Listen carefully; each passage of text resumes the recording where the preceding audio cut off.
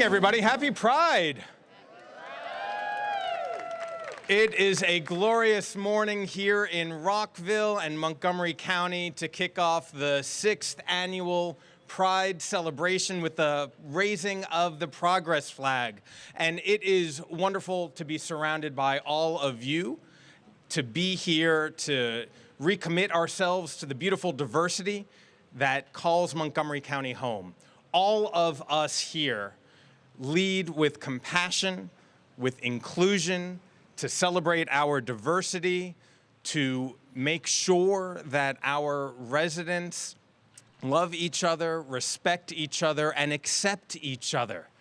That is what Pride is all about. That is what Montgomery County is all about, and that is the work that all of us have been doing, be it at the County Council, the County Executive Building, or at the General Assembly in Annapolis, and all the other levels of government throughout our community. And while we proudly celebrate Pride today and throughout the month of June, we know that not every resident of the United States, not every resident in the general area faces the same celebratory and welcoming community that we have here. We know that there are people and places that face discrimination in the halls of city council to the state legislatures. Since January, more than 500 anti-LGBTQ+ pieces of legislation have been introduced in legislatures across the country. People are banning books and trying to erase people's identities. This school year, in fact, there were over 4,300 instances of books being banned across the United States, which is a nearly 1/3 increase from the year prior. We know that the weaponization of public policy has driven extremists, increased hate and violence, all at the expense of our most marginalized communities. And just last month, a legal case involving Montgomery County Public Schools, a legal case against a proposal that was to support inclusion and diversity, made its way up to the Supreme Court, which declined to hear that case. And I will add, it was probably the wisest decision that the Supreme Court has made recently. And we want the Supreme Court to know, and we want everybody to know, that all students are welcome and seen here in Montgomery County and in our public schools. And now, more than ever, we want everyone to know that all of us in local government and state government have your backs. We are here to support and protect and make sure that our beautiful diversity shines through. And so the progress flag that we are going to be raising today, it has evolved over time, just like our community has continued to grow and widen. And as we continue celebrating that diversity, we will continue fighting for expanded civil rights and liberties and reflect our public policy on the beautiful diversity of Montgomery County. No one should feel ashamed in Montgomery County or across Maryland for who they are or who they love. And so before I turn it over to the county executive, I want to acknowledge the team that is all here today, making sure that we lead with our hearts. I want to recognize Council President Andrew Friedson, Council Vice President Kate Stewart, Council members Gabe Albernaz, Marilyn Balcom, Natalie Fani Gonzalez, Will Jawando, Sydney Katz, Don Ludke, Kristen Mink, and Lorianne Sales, their team council. Also want to acknowledge our incredible federal delegation who is here. Kevin Mack is here representing Senator Cardin. Brent Gerard is here representing Senator Van Hollen. Kathleen Connor is here with Team Raskin, a big contingent of Team Raskin. Thank you. And I believe Trinity Jones is here from Congressman Trone's office as well. We also have Team Annapolis who is here. Want to acknowledge Delegate Lorig Charkoudian, Delegate Linda Foley, Delegate David Fraser Hidalgo. All the way from Frederick County, Delegate Chris Fair. Where are you? You're over there. And Delegate Jared Solomon. We also have Sheriff Max Wee here. Thank you very much, Sheriff.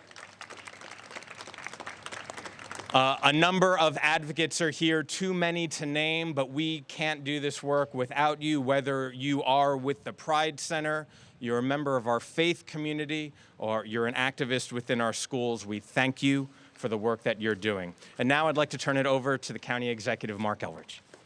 Thank you. So thank you all for being here this morning. This is a beautiful day. Somebody was commenting on how not beautiful it was last year. So this is a lovely contrast. And it's great to be able to do this. This is one of the great things about Montgomery County. You get to be progressive. You get to lead on social issues. You can stand up for people's rights. And it's generally accepted here. Maybe not by everybody. We know that's true. But by most people.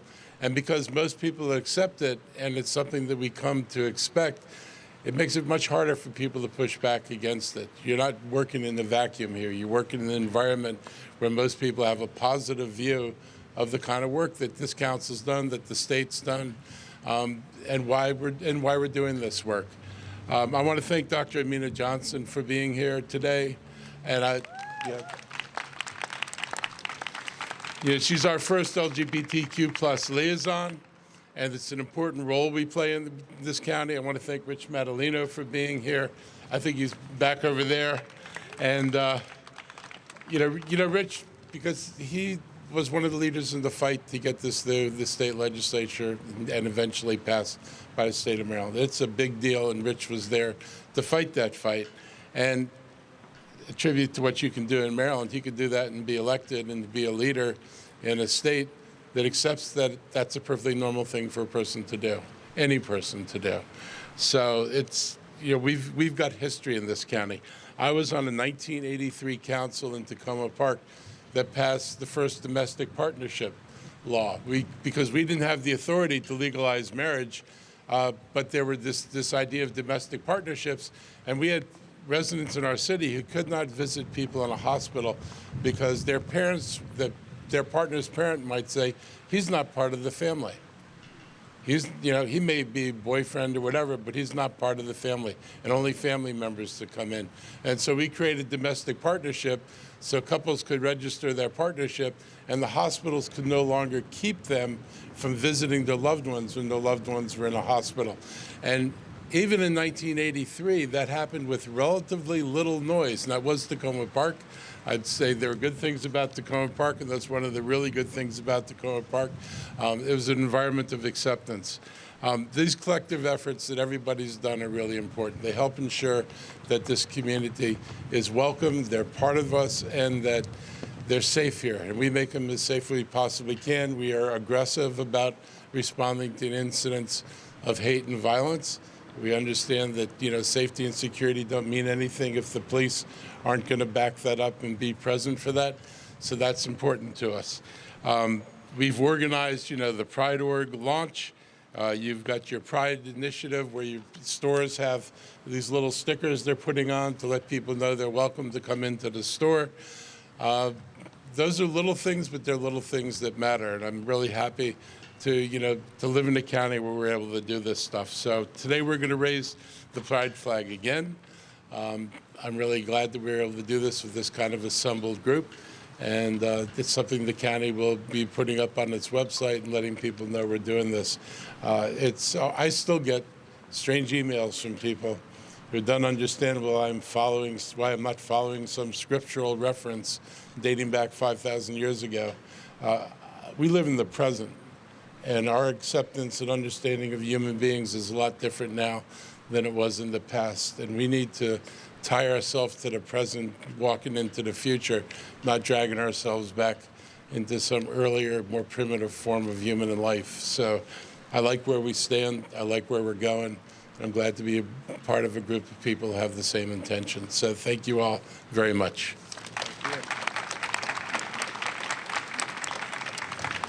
Thank you, County Executive Elrich. Now we have a number of guests who I'd like to make some comments. And the first is a good friend of mine, Anise Parker. And Anise is the president and CEO of the LGBTQ+ Victory Institute, which is a 501c3 that works across the globe to increase the number and expand the diversity and success of LGBTQ+ leaders at all levels of government. And before leading Victory Institute, Anise served as the mayor of Houston, Texas, the 4th largest city in this country. And when she was elected, Mayor Parker was the first openly LGBTQ+ mayor of an American city. And what makes this moment bittersweet is later this year, Mayor Parker will be retiring from Victory after 7 years of leadership, but I know that she's going to continue pushing for civil rights across this country. So Mayor Parker, come on up.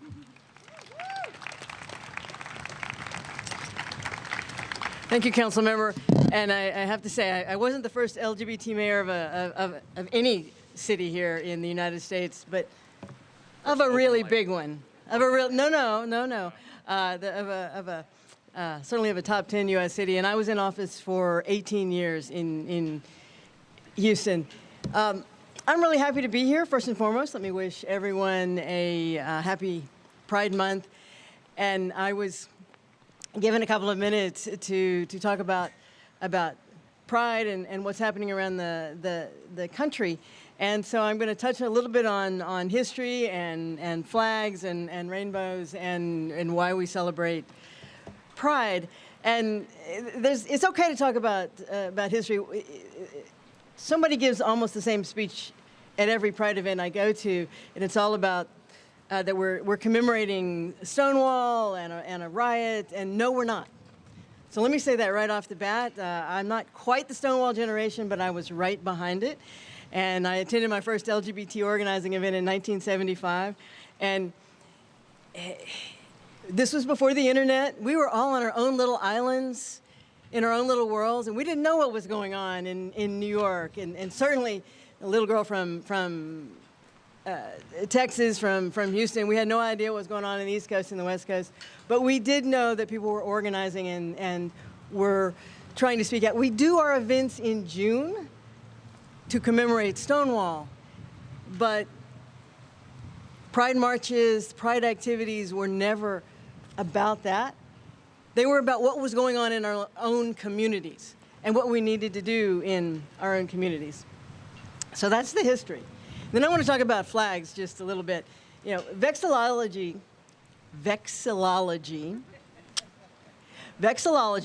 is the history of the use and symbolism of flags. You know, there's a word for everything.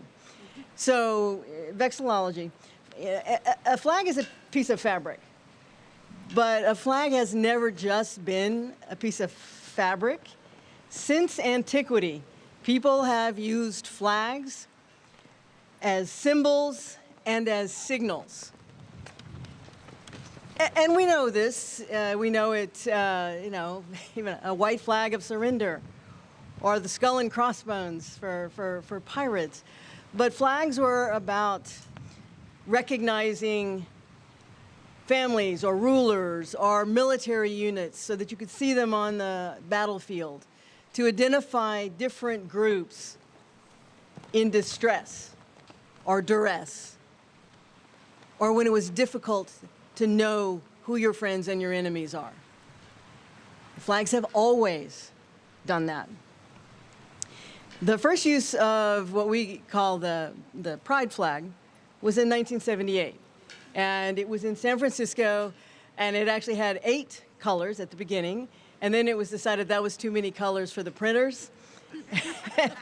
They went to 6 colors in 1979. but it was about hope and liberation, because they tapped into the symbolism of rainbows. When do we see rainbows? We see rainbows after the storm. We see rainbows when we need to remember that life renews and moves forward, when we need to have hope.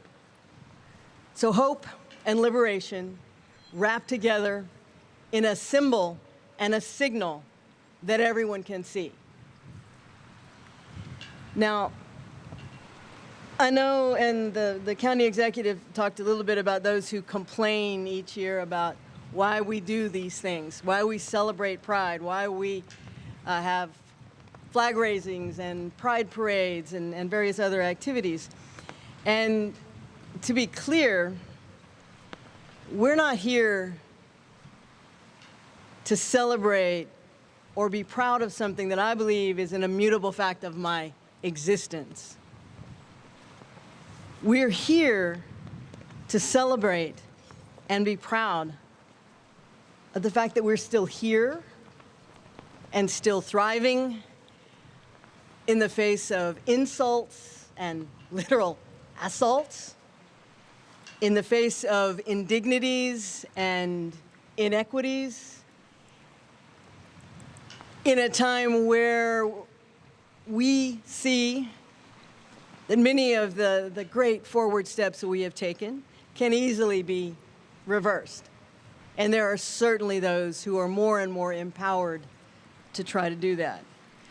We celebrate Pride because we are alive for one more year. And certainly during the depths of the AIDS epidemic, that was a big piece of every Pride Month and Pride Parade, that we're still here. We have survived one more year. But also, we're recognizing that our lives do get better every year, and our worth and dignity as human beings is more affirmed each year. That is worth celebrating. And so, when in a few minutes we raise a piece of fabric, remember that it has never been just that. And we are raising it for the same reasons that people have always used flags. We are saying that this is a place of safety, this is a place of respect, this is a place of inclusion, and we want everyone who can see that flag to know and understand that. One of the things that happens a lot during these months, or this month of Pride Month, is that we talk about civil rights movements.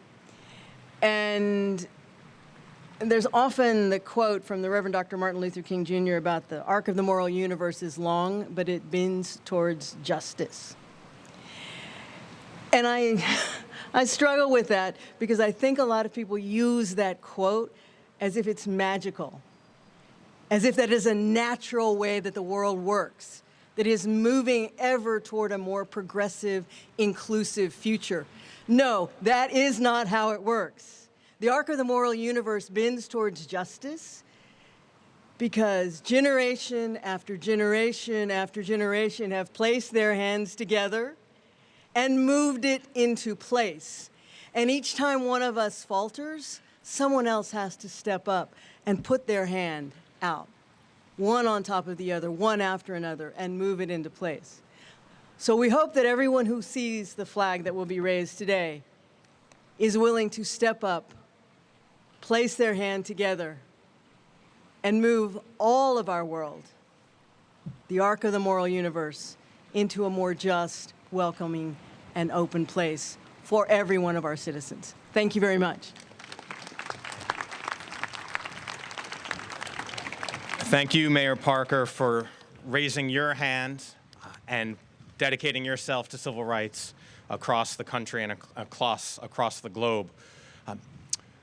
From national and international advocacy, I want to bring it back a little closer to home and invite up Reverend Allie Casey Bell to provide some comments. Reverend Bell serves as the Minister of Congregational Life and Engagement at Cedar Lane Unitarian Universalist in Bethesda.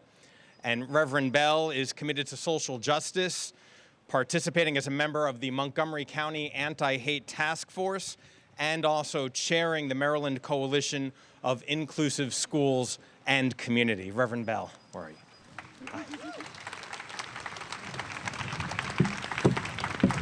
Good morning. I'm Ali Casey Bell, like Muhammad Ali. I'm so happy to be here today. As we gather here today to raise the pride flag, we do so with a sense of joy, celebration, and deep reverence for the journey that has brought us to this moment.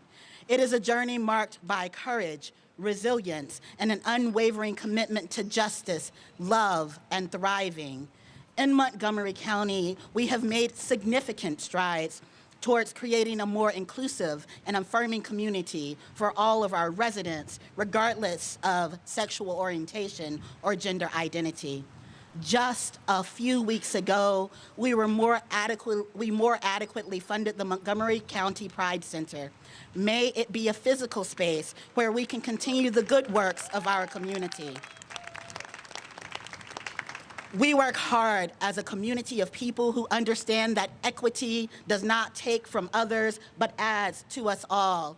When we made sure that a torrent of hateful actions and rhetoric did not divide us in the face of book bans in our schools, we told the nation that we understand that being an interconnected community means that we all have to understand the intersections of religion, race, and the importance of all voices having a space to be heard. And today, we lift up these accomplishments and honor the countless individuals who have paved the way for progress. And in lifting these accomplishments as a resident of Montgomery County, I turn to you, all of you, esteemed officials, and I ask each of you to affirm this commitment. I commit to making the Montgomery County Pride Center a physical reality. If you so affirm, please raise your hand and say, I do. I do. Excellent. Flying the pride flag is more than a symbol. It is a testament to our shared values of dignity, equity, and respect. It is a vivid reminder that in our country, every one of us is beloved and deserving of equity in our communities and in our lives. We make the shared belief that every person is valued for who they are. As a Unitarian Universalist minister and a Black transgender man, I am proud to be with you in this commitment to affirming the inherent worth and dignity of every individual. We must also remember the countless unsung heroes in our community, teachers, artists, activists, and everyday citizens whose quiet bravery and persistent efforts have led the foundation for the freedoms we enjoy today. Their legacy reminds us that change is possible and that every action, no matter how small, can contribute to a larger movement for justice. However, as we celebrate, we must also recognize that our work is far from finished. In our county council, we need advocates that can act as liaisons between our marginalized communities and our council. Often, people who have been marginalized have been taught by the systems that are designed to serve them that they are not worthy of that system. We have been actively harmed by these systems. These liaisons are crucial to each and every marginalized community that they represent. And it is important that we remember the most impacted communities, Black, Latinx, and transgender folks, such as Sylvia Rivera and Marsha P. Johnson, are foundations of pride in our country, and the reason that many of us are here today. Therefore, it is my hope that we continue to breathe the breath of equity into the lungs of our council and fund full-time positions for all of our liaisons. Their work is vital to our help and healing. And while we've made significant progress, there are still many among us who face discrimination, marginalization, and injustice. We must continue to hold accountable those who would allow the prejudice to rob any of our citizens of their right to live in an equitable and thriving society. We are firmly in solidarity with our LGBTQIA+ siblings, advocating for their rights and ensuring their voices are heard. Let us remember that true inclusion means more than just acceptance. It means actively working to dismantle the systems of oppression that continue to harm our community. It means listening to the experiences of those who are most vulnerable and amplifying their voices. It means committing ourselves to the ongoing work of education, advocacy, and allyship. And as we raise this flag, let it be a beacon of hope and a call to action. Let it remind us of our shared responsibility to create a world where every person can live authentically and freely. Let it inspire us to continue the work of building a more just, loving, and inclusive society. And in the words of our Audre Lorde, in a world of possibility for us all, our personal vision helps lay the groundwork for political action. Let us envision the most loving, most courageous, most thriving, most beloved community that we can, and set our hearts and minds in action to the task of making it so. And in the spirit of my Unitarian Universalist principles, let us affirm our commitment to justice, to equity, and compassion in human relations. Let us celebrate our diversity and recognize that it is our strength. And let us move forward together with open hearts, unwavering determination, and until the day when every person is free to live their truth without fear or prejudice. This is my prayer.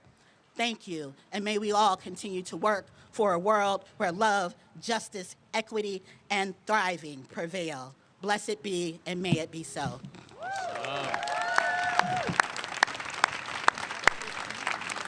Amen. I think I know where I'm going to be Sunday morning. I also want to give Reverend Bell kudos for talking about next year's budget 2 weeks after we just concluded and approved our $7.1 billion budget. Nicely done, Reverend. Someone else who has their eye on the budget but might not mention it this morning, want to introduce next, good friend to all of us, Travis Simon, who is the Executive Director of SEIU Local 500 and also serves as the Vice President of the International SEIU Lavender Caucus. Travis is a passionate leader for working families and all individuals, and he also serves on the board of directors for the AFL-CIO's Pride at Work, a champion of civil rights and workers' rights. Travis, come on up. Thank you.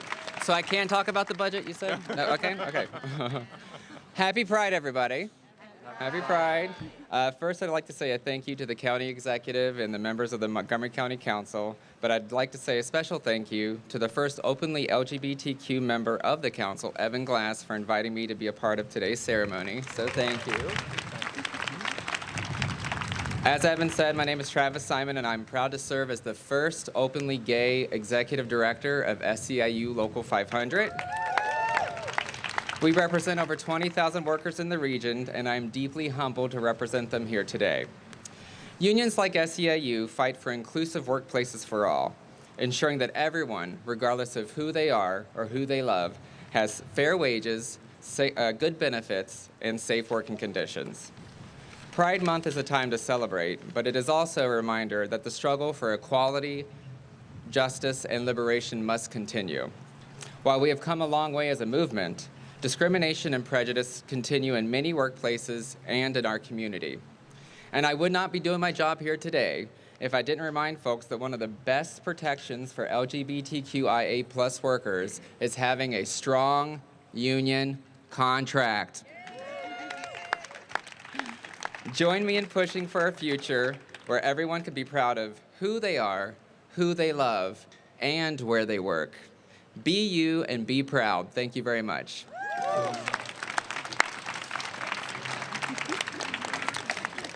Thank you, Travis.